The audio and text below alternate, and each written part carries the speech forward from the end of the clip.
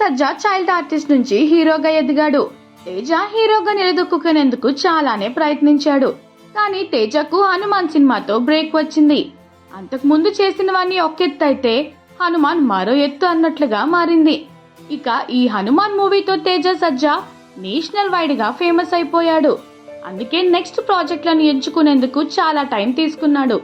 ఎట్టకేలకు కొత్త ప్రాజెక్ట్ ని అనౌన్స్ చేశాడు.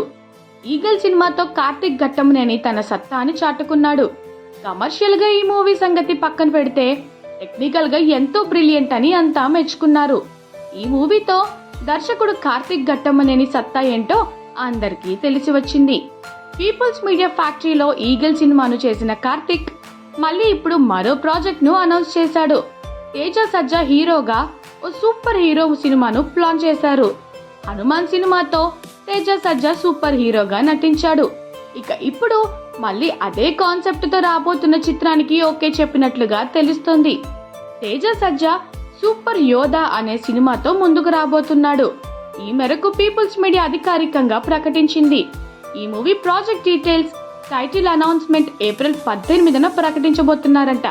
ఇక ఈ మూవీతో తేజ సజ్జా మరోసారి తన సత్తాను చాటుతాడా లేదా అన్నది చూడాలి. టెక్నికల్ బ్రిలియంట్ కార్తిక్ ఘట్టమనేని ప్రముఖ నిర్మాణ సంస్థ పీపుల్స్ మీడియా ఫ్యాక్టరీతో కలిసి సినిమా చేస్తుండటం ఆనందంగా ఉంది. ఇదొక అడ్వెంచరస్ జర్నీ అంటూ తన కొత్త సినిమా అప్డేట్ ను తేజ సజ్జా ఇచ్చేశాడు.